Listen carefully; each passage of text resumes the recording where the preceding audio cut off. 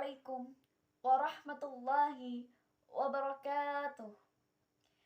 Bismillah, alhamdulillah, wassalatu wassalamu ala rasulillah, Sayyidina wa maulana Muhammad wa ala alihi wa sahbihi ajma'in. Syukur alhamdulillah. Pertama-tama dan yang paling utama, marilah kita panjatkan puji syukur kehadirat Allah Subhanahu wa ta'ala. Karena atas berkah limpahan rahmat dan karunia-Nya, kita pada kesempatan kali ini masih dapat bersuah dalam keadaan sehat walafiat. Sholawat serta salam semoga senantiasa tercurah kepada junjungan kita Nabi Agung Muhammad Sallallahu Alaihi Wasallam yang kita nanti-nantikan syafaatnya di hari kiamat kelak. Amin ya Rabbal Alamin. Hadirin yang dirahmati oleh Allah Subhanahu wa ta'ala. Pada kesempatan kali ini, saya akan menyampaikan sebuah perbincangan yang sangat melekat dalam kehidupan kita sebagai seorang muslim. Hal yang selalu kita bicarakan namun sulit untuk melakukannya. Hal yang seringkali menjadi tumpuan hati kita ketika kita resah dengan keadaan duniawi, dengan keadaan yang serba kekurangan di mata kita. Pada kesempatan ini, saya akan membahas sebuah obrolan yang menarik tentang bersyukur. Bersyukur. Tentu kita sudah sangat akrab dengan ini. Semua orang membicarakan bersyukur, karena bersyukur akan membuat hati kita tenang dan tentram. Namun, apakah pemahaman ini sudah benar-benar merasuk ke dalam jiwa kita? Atau justru selama ini kita belum bisa untuk melakukan yang disebut dengan bersyukur itu. Untuk memahami makna bersyukur, bayangkanlah dua ilustrasi berikut ini. Ada dua orang yang sedang membutuhkan pekerjaan. Sebut saja namanya Munkar dan Soleh. Keduanya meminta tolong kepada kita untuk mencarikan mereka pekerjaan. Kebetulan kita memiliki koneksi dengan beberapa orang yang bekerja di perusahaan ternama, sehingga bisa merekomendasikan Soleh dan Munkar. Munkar setelah mendapatkan pekerjaan, dia tidak menunjukkan rasa terima kasihnya sedikit pun kepada kita. Alih-alih berterima kasih, Munkar justru melakukan hal-hal yang membuat rekan kita yang kita rekomendasikan Munkar untuk bekerja di tempatnya ini menjadi jengkel. Karena Munkar bekerja dengan asal-asalan, sering mangkir ketika rapat dalam kerja, dan tidak profesional dalam bekerja. Berbeda halnya dengan si Soleh. Begitu ia mendapatkan pekerjaan, tidak henti-hentinya dia mengucapkan syukur terima kasih kepada kita. Terima kasih yang dia ucapkan. Dan dalam bekerja, si Soleh ini sangat giat, sangat rajin. Dia sangat profesional dalam melakukan pekerjaannya.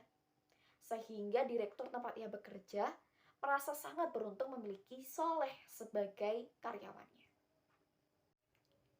Bila akhirnya si Munkar dipecat dari pekerjaannya, tentu kita tidak akan merekomendasikan Munkar lagi. Karena mengingat bagaimana sikap atau respon yang diberikan ketika mendapatkan pekerjaan. Tetapi apabila Soleh dipecat dari tempat kerjanya, mungkin kita akan merekomendasikan ke tempat lain yang jauh lebih baik, di mana Soleh bisa mengupgrade skillnya dan mendapatkan gaji yang lebih tinggi dari tempat sebelumnya. Dari ilustrasi tersebut, dapat kita tarik kesimpulan. Apabila seseorang yang memberikan nikmat kepada kita, menolong kita waktu dalam kesusahan, memberikan pertolongannya untuk kita khianati, kita kecewakan dirinya, kita ingkari amanahnya, maka sudah pasti dan sangat wajar apabila ia tidak mau menolong kita lagi. Sekarang, coba mari kita berintrospeksi. Berapa banyak nikmat dari Allah Subhanahu wa ta'ala yang dikaruniakan kepada kita, tetapi kita masih belum mampu untuk mensyukurinya. Dan bahkan setiap hari kita bahkan belum bisa untuk melaksanakan syariat Allah untuk berusaha semaksimal mungkin menjadi muslimin yang taat. Hati-hati, jangan sampai kita termasuk ke dalam orang-orang yang tidak bersyukur dan tidak tahu berterima kasih, sebagaimana yang dijelaskan oleh Allah Subhanahu wa Ta'ala dalam Al-Quran, yaitu di dalam Quran surat Al-Hajj ayat 38, yang artinya, dan sesungguhnya Allah itu tidak menyukai orang-orang yang berkhianat dan tidak berterima kasih. Lalu, bagaimana caranya bersyukur? Bersyukur itu dapat kita lakukan dengan melakukan dua hal. Yang pertama, menyadari dengan betul-betul semua karunia yang telah Allah berikan kepada kita. Bayangkan, dari mulai kita masih berada di dalam rahim ibu, kemudian kita lahir, tumbuh menjadi balita yang sehat, remaja, dan kemudian menginjak fase dewasa, tentu kita tidak akan pernah lepas dari karunia Allah Subhanahu wa Ta'ala dalam kehidupan kita. Yang kedua, lakukan kegiatan amalan-amalan yang dapat membuat Allah Subhanahu wa Ta'ala senang.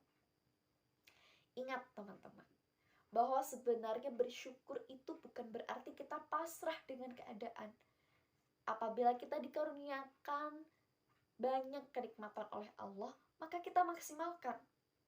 Kita dikaruniai waktu yang luang, maka kita gunakan waktu yang senggang itu untuk kegiatan yang bermanfaat. Kita dikaruniai badan yang sehat, maka kita gunakan badan kita untuk beribadah. Kita misalkan dikaruniai uang yang banyak, harta yang berlimpah, maka kita gunakan harta itu untuk bersedekah di jalan Allah, membantu sesama, sehingga harta kita itu menjadi pahala jariah untuk kita. Apabila kita dikaruniai otak yang cemerlang, maka kita gunakan itu untuk membantu sesama manusia, mengajarkan ilmu pengetahuan, sehingga nantinya itu juga bisa menjadi pahala jariah untuk kita. Bila kita menyenangkan Allah Subhanahu wa Ta'ala, maka tentu Allah akan menambah nikmatnya untuk kita, sebagaimana yang difirmankan di dalam Al-Quran, yaitu di dalam Quran surat Ibrahim ayat 7. A'udzubillahi minasyaitonirrajim. Bismillahirrahmanirrahim. La in syakartum la azidannakum wa la in kafartum inna 'adzabi lasyadid. Sesungguhnya jika kamu bersyukur, pasti kami akan menambah nikmat untukmu. Dan jika kamu mengingkari nikmatku, sesungguhnya azabku sangat pedih. Kemudian di dalam ayat yang lain, yaitu di dalam Quran surat Luqman ayat 12, Allah Subhanahu wa Ta'ala berfirman, barang siapa yang bersyukur kepadaku, maka sesungguhnya ia bersyukur untuk dirinya sendiri. Di dalam ayat lain juga dijelaskan, tepatnya dalam surat An-Nisa ayat 147. Dan Allah tidak akan menyiksa orang yang bersyukur. Suatu ketika dijelaskan dalam sebuah riwayat, ketika Rasulullah Shallallahu Alaihi Wasallam beribadah, beliau beribadah sampai kakinya bengkak-bengkak. Melihat hal yang demikian, Sayyidah Aisyah pun berkata, wahai Rasulullah, mengapa engkau beribadah sampai seperti itu? Bukankah Allah Subhanahu wa Ta'ala sudah pasti mengampuni dosamu? Rasulullah menjawab, tidakkah engkau suka aku menjadi hamba Allah yang bersyukur? Jadi kesimpulannya, bersyukur itu memiliki dua macam dimensi, yaitu bersyukur dengan mengagungkan di dalam hati untuk menyadari betapa banyak nikmat yang diberikan Allah kepada kita. Dan yang kedua yaitu dengan memberikan atau membuat si pemberi nikmat, yaitu Allah Subhanahu wa Ta'ala ridho, senang terhadap perbuatan yang kita lakukan. Karena yang memberi nikmat itu adalah Allah, maka kita harus membuat Allah Subhanahu wa Ta'ala senang, yaitu dengan jalan taat atau patuh mengerjakan segala yang diperintahkan olehnya. Kemudian, ciri-ciri orang yang bersyukur yaitu selalu taat kepada Allah dengan melaksanakan segala perintah yang Allah perintahkan dan menjauhi segala larangannya. Sebab orang yang bersyukur menyadari betul bahwa bila kita tidak melaksanakan apa yang Allah perintahkan, itu artinya sama saja dengan kita membangkang dan tidak bersyukur atas karunia Allah. Tidak berterima kasih dengan pemberian yang Allah berikan. Dan juga hendaknya kita selalu membiasakan diri untuk berpikiran positif, husnuzon terhadap Allah Subhanahu wa Ta'ala, bahwa apapun yang terjadi ini adalah nikmat dari Allah. Dan juga kita menghindarkan diri dari berpikiran negatif, sebab berpikiran negatif akan melupakan kita kepada nikmat yang telah kita dapatkan. Di dalam hadis qudsi disebutkan, jika engkau diberi nikmat, maka janganlah engkau lihat pada kecilnya rezeki itu, tapi lihatlah pada siapa yang memberi rezeki. Demikianlah yang dapat saya sampaikan pada kesempatan. Jalan-jalan ke Semarang, jangan lupa makan lumpia. Bila hati ingin tenang, yuk perbanyak syukurnya.